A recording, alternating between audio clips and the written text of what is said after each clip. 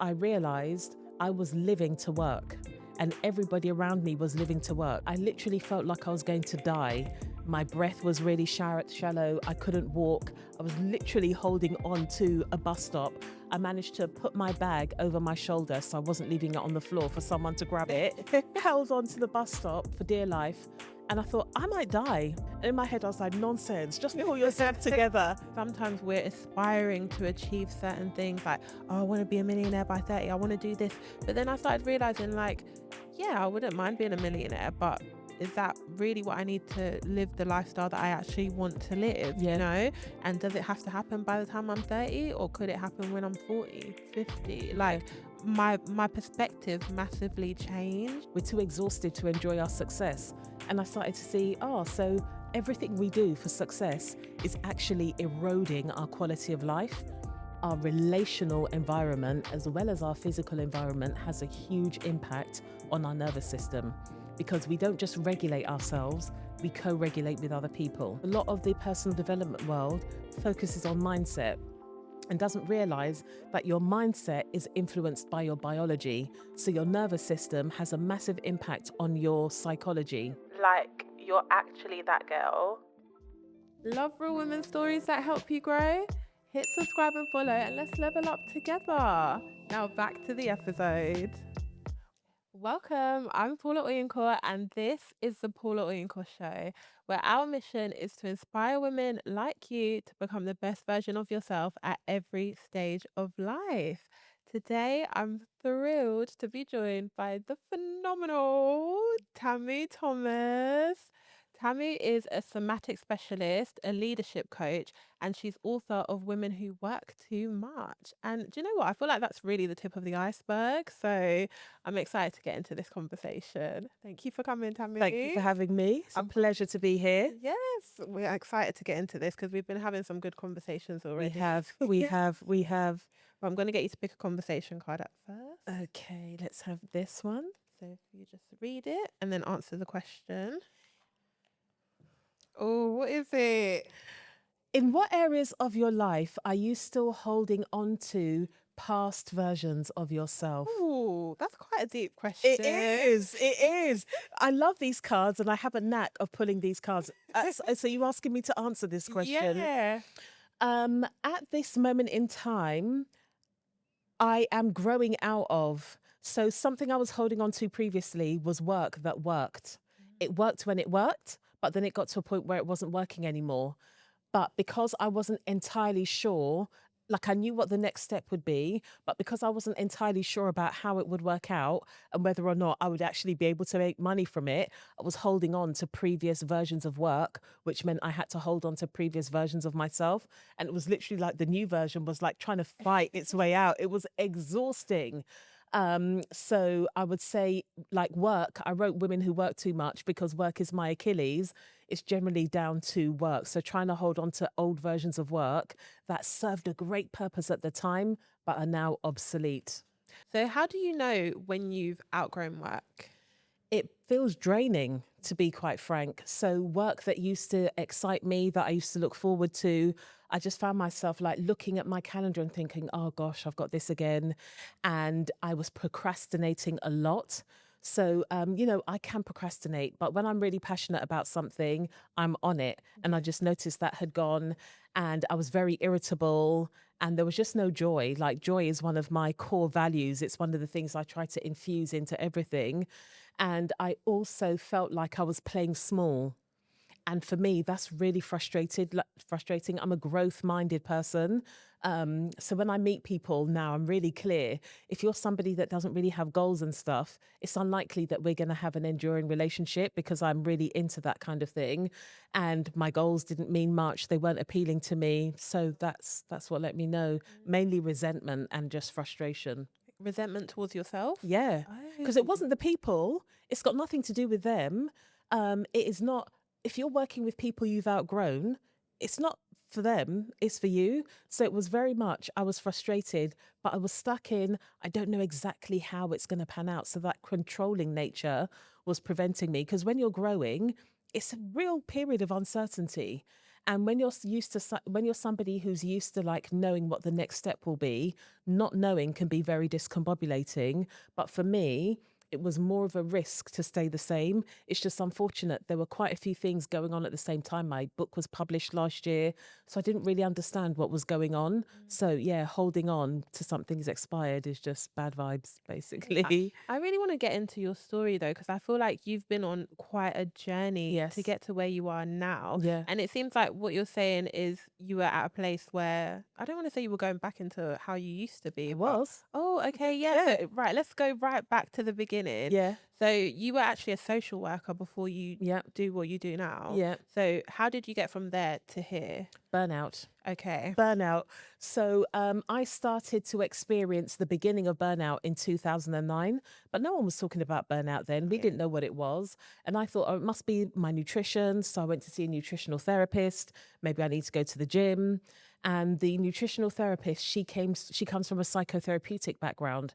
So once we were clear on what my nutrition needed to be, she started like trying to do the therapy. And I was like, I was like, I don't want to talk about all of that. That's going to hold me back. Like, I'm not interested. So I left it.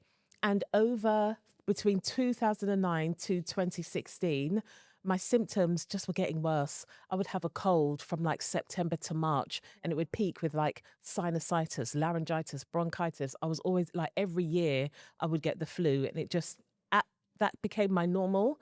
And it's only when somebody pointed out that I was like always clearing my throat, I was like, oh, that isn't normal.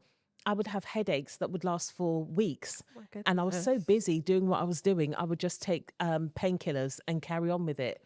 I started to have like really low mood. I'm usually somebody who is very optimistic and joyful, energetic. I just felt that that wasn't happening. And instead of recognizing I was doing too much, I thought I was being lazy. I wasn't doing enough. So every time I felt like, oh, this is too much, I would find more to do, My goodness. which is something that is very common, especially in our society.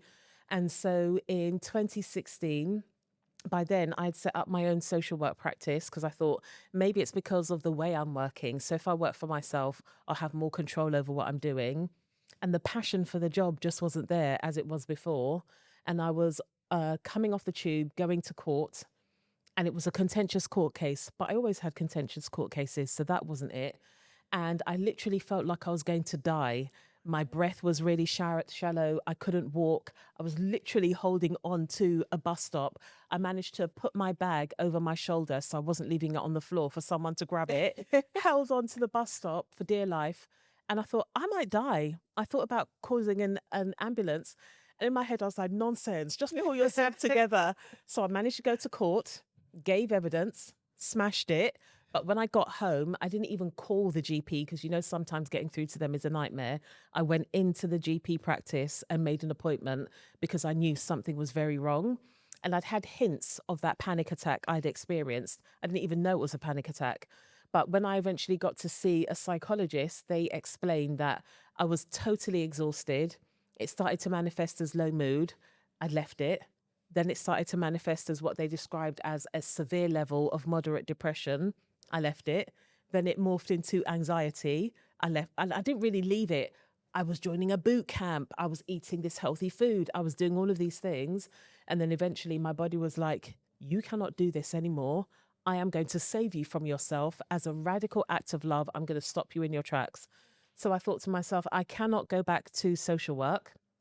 I want to do something with the skills I'd acquired. And I looked around and there were so many women that were living a version of what I was living. And I thought, well, it's not just me then, there's something very wrong. And so I started reading self-help books because I thought, I need some support. I don't know if I want to do therapy. And I just found some of the books very gaslighty. It was very much, you are in control of your destiny, you make your reality. And we do to a certain degree. But by me seeing this pattern in so many women, what I recognized was it wasn't an individual failing. It wasn't because individuals weren't managing their time well. It wasn't because individuals weren't organized. We were doing too much all the time, and that was systemic. So I set up my company. I wasn't exactly sure what I would be doing, but I experimented and I tried different things because I wanted to contribute to helping women work better, because I realized I was living to work and everybody around me was living to work. where we live is dictated by by how we work, how much social time we have. And I thought, no, work is the way we meet our needs. Work is part of our self-care. So I wanted to do something that helps people reframe not just work, but success and ambition so that it satisfies us. Because what I kept seeing, and my experience was the same, our lives are expanding. We've got more wealth, so we've got more access to material goods and buying things that should contribute to our self care. But we're too exhausted to do it. We're too exhausted to enjoy our success. And I started to see, so everything we do for success is actually eroding our quality of life. What if success and satisfaction were partnered? What if we figured out what is important for us so that we can live a satisfying life and work according to that, rather than working to these arbitrary success metrics that don't actually mean anything to our quality of life? I'm sorry. I just feel like there's so much there Yeah. to unpack.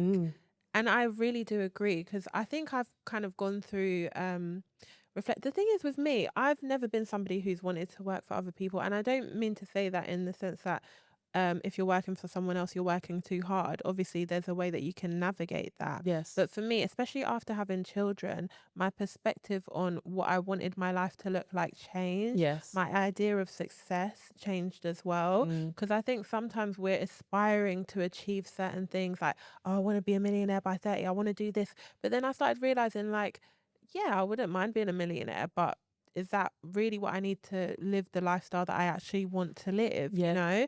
And does it have to happen by the time I'm 30, or could it happen when I'm 40, 50? Like my perspective massively changed. Yeah. So for you, obviously you've mentioned that you essentially had a panic attack at the bus stop. Yes. And at that point you knew that something had to change. Yes. So aside from reading self-help books, what were the steps that you took to change your life?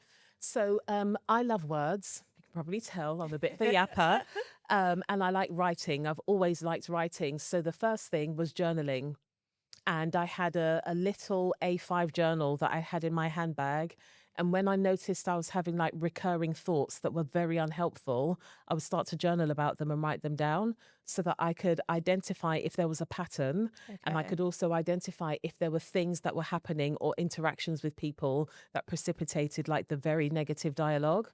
And in the journaling, I also noticed the things that gave me joy, because that had shifted. So there was an absence of joy in my life, not just because I was working too much, but also I'd changed. I'd matured, I'd grown, my daughter was getting older. The things that used to be fun for me were no longer fun. So I was able to identify those things about myself. I started to do courses. I was very interested in positive psychology, because all the stuff I was reading about psychology, because it's rooted in the biomedical model, it's not about getting you well, it's about getting you better. So it's like you're operating at minus, let's get you at 0. I was like, no, I want to be at 10, I want to be progressive. And then I discovered the world of positive psychology. And when I'm really into something, somebody will be like, Tamu, who sent you? It becomes a project, like I'm learning all the things. So I began to study positive psychology, and that led me to the world of neuroscience. Neuroscience led me to somatics. And so I thought, I want to bring that into my coaching, because a lot of the personal development world focuses on mindset and doesn't realize that your mindset is influenced by your biology. So your nervous system has a massive impact on your psychology. And I wanted to bring that to people, because I just saw people going round and round in circles, and they knew what to do, but they were stuck on actually implementing, because they didn't recognize that actually you feel unsafe. Your nervous system is detecting that as a threat. So all of the progress you want to make with this mindset, your body's not on board and is therefore finding beautiful ways to keep you stuck, because that is a false sense of safety. So as I started studying somatics, I just learned so much about myself. I learned so much about how I was operating not at my full capacity because I was suppressing myself. I'd had so many messages. You're here, you're doing this show. You're somebody who has something powerful to say. You've got a powerful message. You feel like you've got a mission. But when you're young with that, I got messages about being too big for my boots. about not being satisfied, about not being grateful. And it's not that I wasn't grateful for what I had. I also knew there was more. And I also know that part of my assignment that I've been put on this earth to do is to support people to make changes. So I recognized how much of that had been suppressed because of my experiences throughout life and how my nervous system was really dysregulated and I was operating a lot from fight or flight. Like I was always like motivating myself. I was always like on a mission. I'm very ambitious. I'm type A. I want to do all of these things. When actually I recognized that due to childhood experiences of being bullied and other things, that became a coping strategy. So if I was the one that was organizing things, I would have friends. If I was the one that was leading, then you wouldn't bully me because I was the person that was leading. And I recognized how I had created some wonderful things in my life, but from a place of fight or flight. And I thought, well, what if I create these things from a place of joy? So there was one day I was listening to goodness knows what motivational thing on YouTube in the morning, and I was taking my daughter to school. And I said, oh, I've just listened to this thing. I've got this new idea, and I'm going to make sure our life is utterly wonderful. And my daughter turned around and looked at me and she said, but Mum, our life is utterly wonderful. Right? So I'm there striving, doing all this stuff. And this girl is having a wonderful experience of life. And I'm there thinking I'm not good enough. I'm not doing enough. So I had to really sit down and think, well, what is important? What makes me feel satisfied? And when does life feel like a success? And it wasn't chasing all of these things. Paula, I was on Rightmove. I was on all of these different sites. I calculated to the penny, what does my life cost now? This wonderful life that my daughter enjoys. And if I want to live the life that I really feel like I'm destined to live, how much does that cost? I don't need to have £1 million turnover to be able to achieve that. I know how much I need to.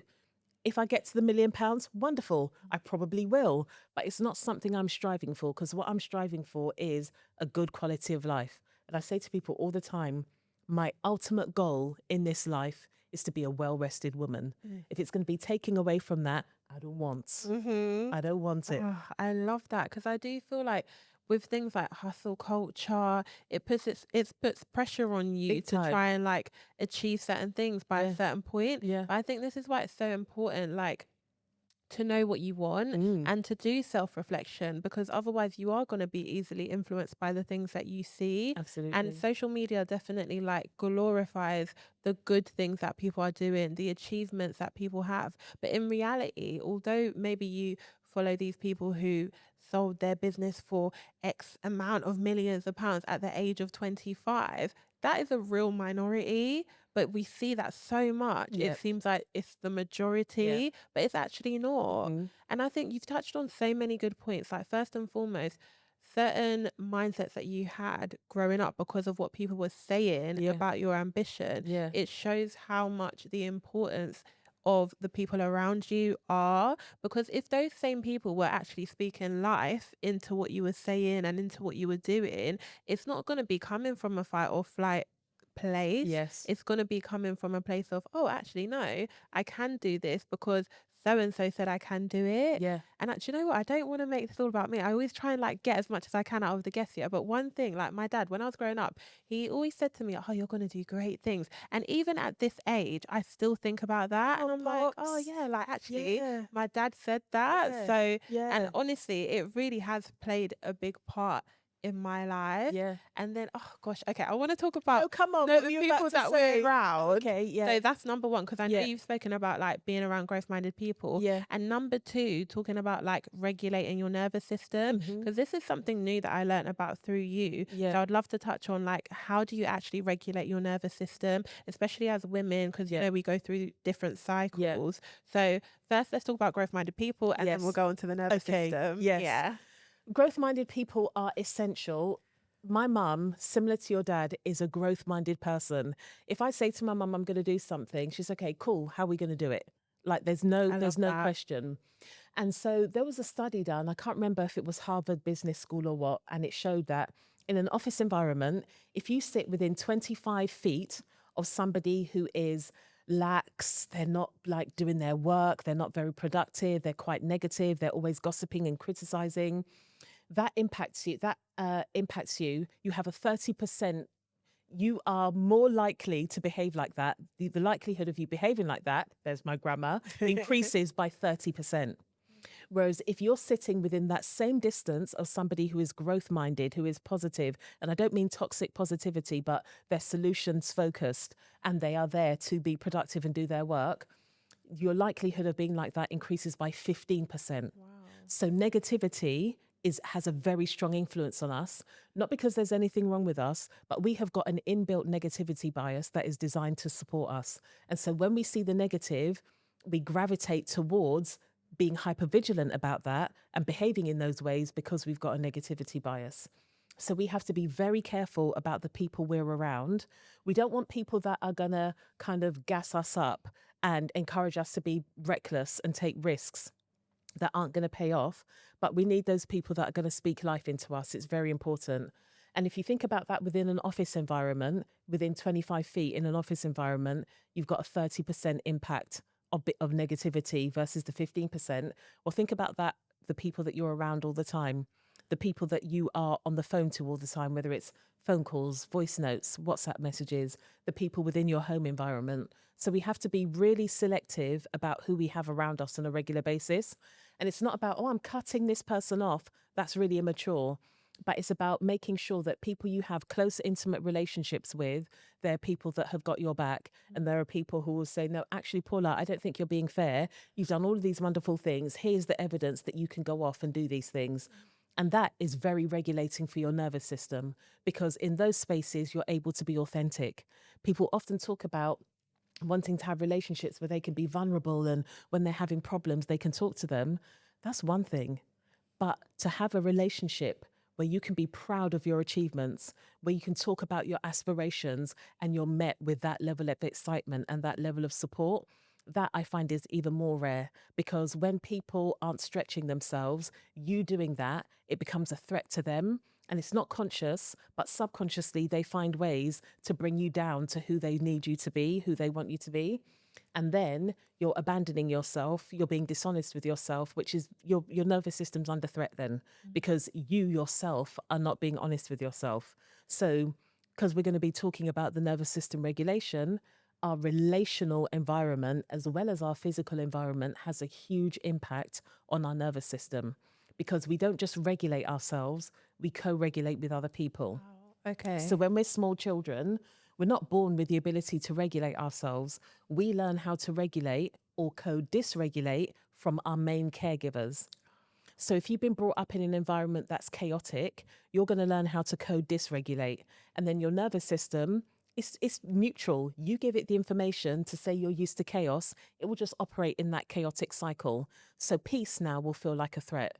Whereas if you've been brought up in an environment where it's not peaceful all the time, but there's healthy conflict that is resolved, where you're encouraged and supported, that's co-regulation. And so you're used to being in that environment, and things that feel like a threat, like a genuine threat, will be a threat to you. So we learn co-regulation first, and that teaches us how to self-regulate. And that doesn't change. We are constantly picking up cues from our environment as to whether or not it's safe or it's dangerous. And if we perceive signs of danger that happen below our level of consciousness, so we're not consciously thinking about it.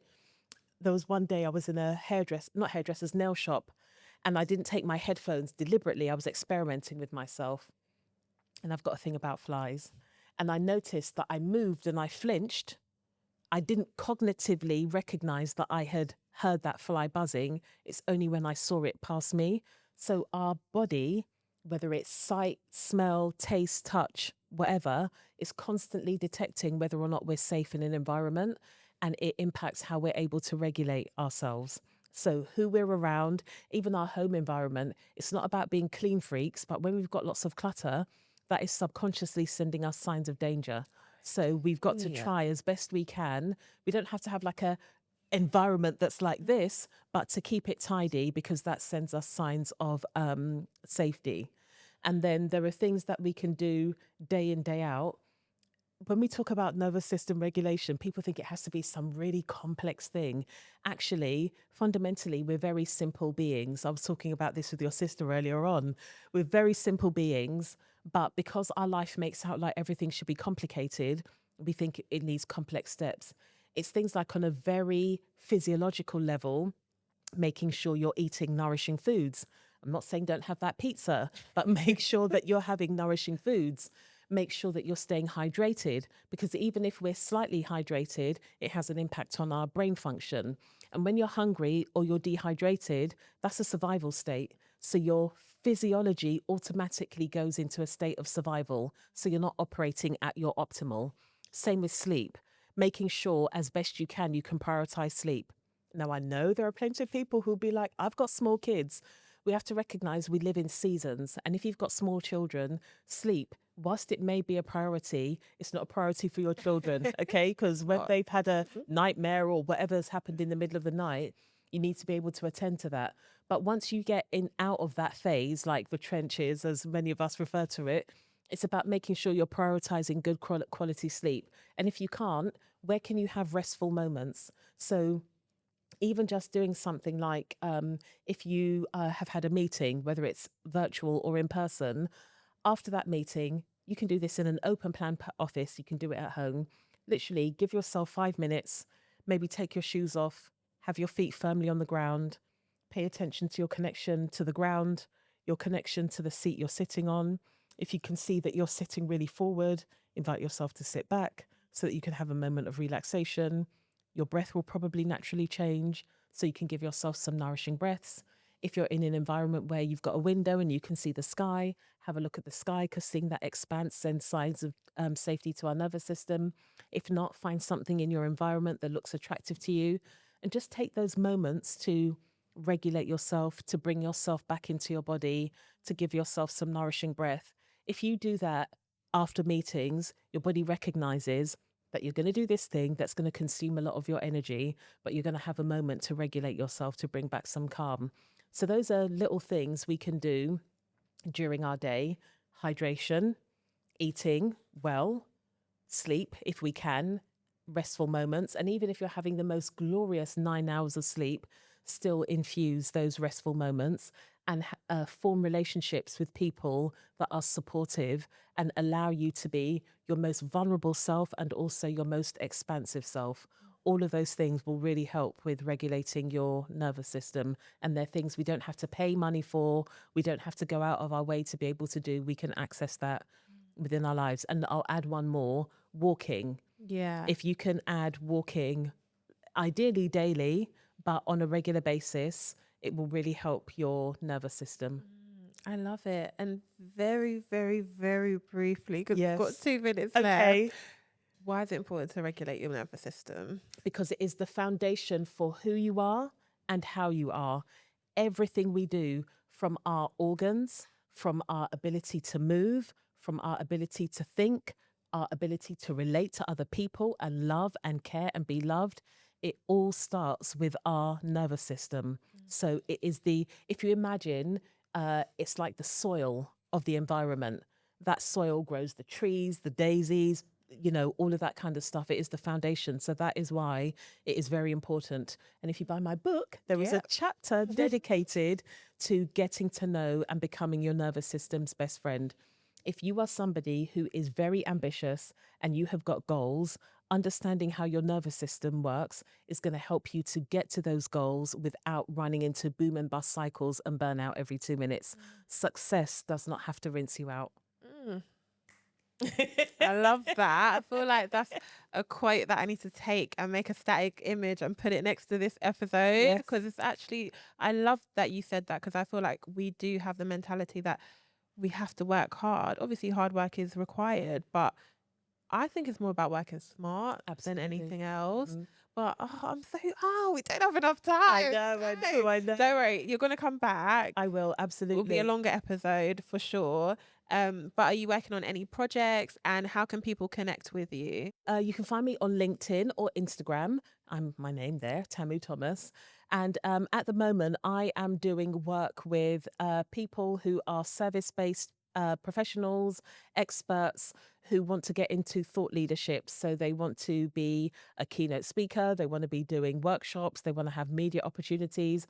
I'm supporting them to go from being like a best kept secret to a baddie on stage. Yeah, having a big impact without working so much, because we really do need to work smart and leverage all of the things we've acquired and all of our experiences so that we don't just have more wealth in terms of finances, we have more wealth in terms of time. Yeah, love it. Thank you so much, Tamu. Thank you. Oh, you're amazing. Oh my goodness.